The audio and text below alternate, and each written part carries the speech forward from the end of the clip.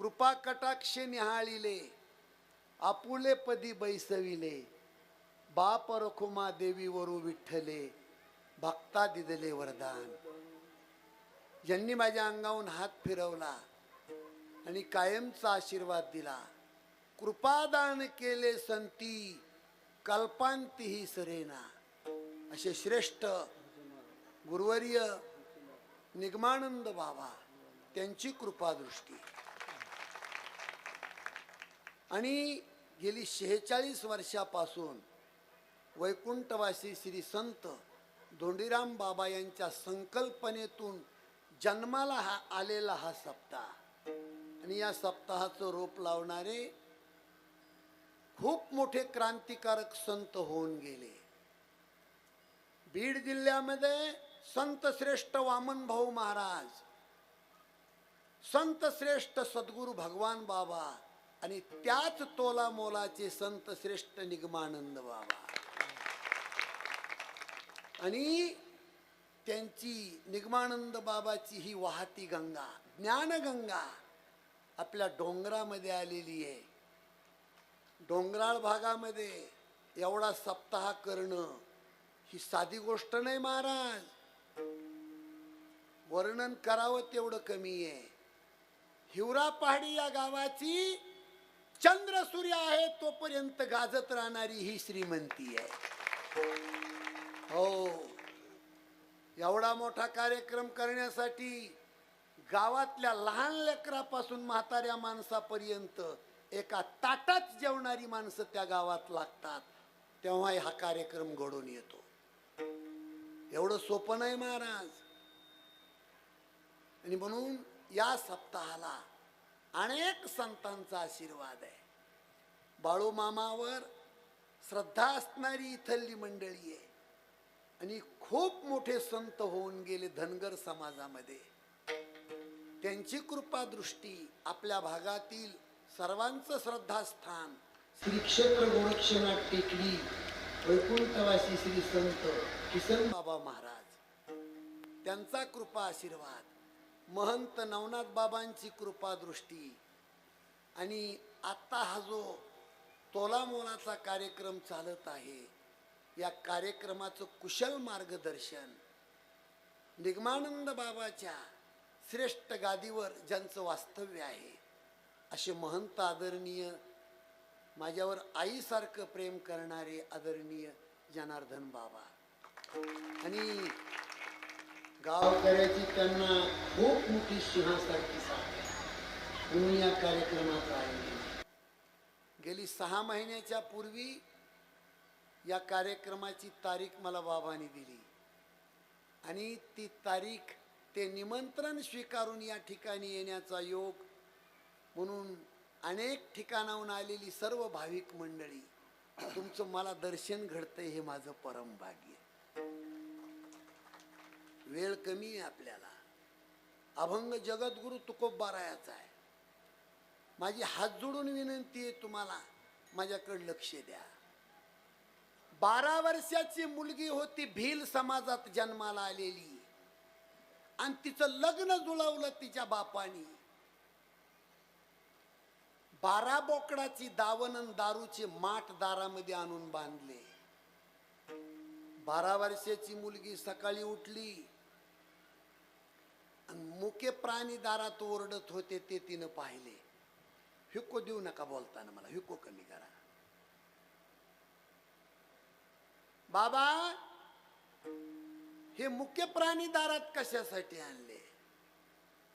शबरीच्या बापानं सांगितलं, शबरी, तुझं लग्न जुळवलंय, आणि आपल्या भील जातीमध्ये पद्धत आहे, लग्नाच्या अगोदर सगळे पाहुणे रावळे गोळा करून त्यांना खाण्यापिण्याची मेजवानी द्यावी लागते. आणि भील जातीला हे जर नाही केलं तर लग्नामध्ये ते लोक भांडण करतात. म्हणून बाई, तुझ्या लग्नासाठी ही मेजवानी पाहुण्या रावळ्यासाठी आणली. 12 वर्षाची मुलगी विचार करती, माझ्यासाठी माझा बाप 12 मुके प्राणी माझ्या दारात मारतो.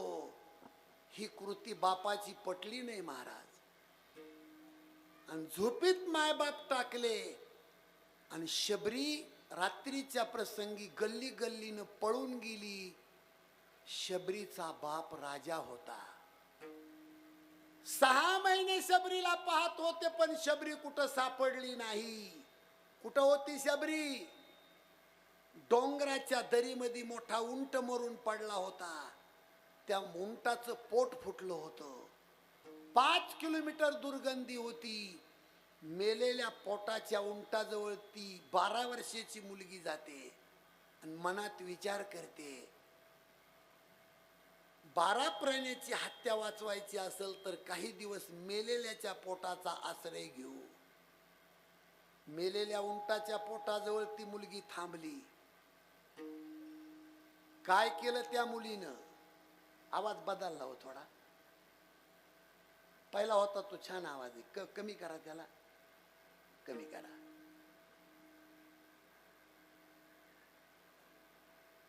काय केलं त्या मुलीनं? छान आवाज आहे हा, छान आहे, छान आहे आवाज, त्याला बदलूच नका. मातंग गुरुदेवाचा आश्रम होता त्या जंगलामध्ये. मातंग गुरुदेवाला पंपा नावाच्या सरोवरावर जाण्याचा रस्ता साफ केला त्या मुलीनं. हाताने केला, झाडून केला नाही, दिवसा नाही, रात्री केला.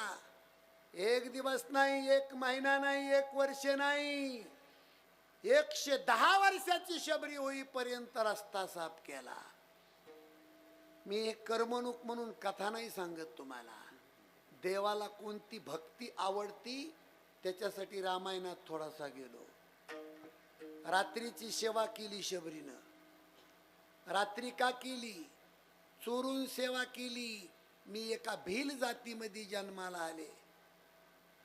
माझी सेवा स्वीकार नाहीत, इटाळ चंडाळ मानतील लोक. रात्रभर रस्ता साफ करायचा, तळ्यावर जाऊन पाणी प्यायचं, झाडाचा पाला खायचा आणि दाट पाल्याच्या झुपक्यात उंच झाडावर चढून बसायची शबरी.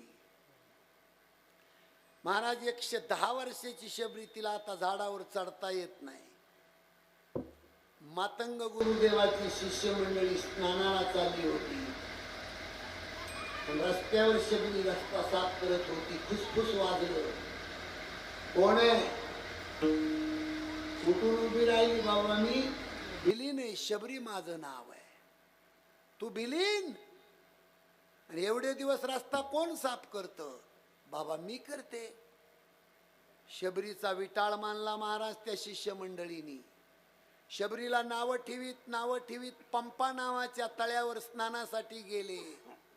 परिणाम, शबरीला नावं ठेवल्याचा परिणाम, तळ्यामध्ये पाणी नव्हतं, रक्तानं तळ भरलं होतं. रक्तानं रडत आली शिष्यमंडळी वापस. आणि पाठीमागून मातंग गुरुदेव शबरीला बोलत उभा राहिले होते. शिष्यमंडळी, गुरुदेव दुरून बोला महाराज, ती भिली नाही, भिलीन. दुरून बोला, तिने केलेलं जे कर्म आहे आपल्याला बाधा झाली. जाऊन बघा महाराज, तळ्यामध्ये पाण्याचं रक्त झालंय. मातंग गुरुदेव म्हणले, मूर्खा हो, माझ्या शबरीला तुम्ही नावं ठेवलं म्हणून पाण्याचं रक्त झालं. एक काम करा, शबरीच्या पायाखाली माती घ्या, तळ्यात नेऊन टाका, रक्ताचं पाणी होईल. शबरीच्या पायाखाली माती घेतली, तळ्यात नेऊन टाकली, रक्ताचं पाणी झालं. ही शबरीच्या भक्तीची मस्ती आहे महाराज.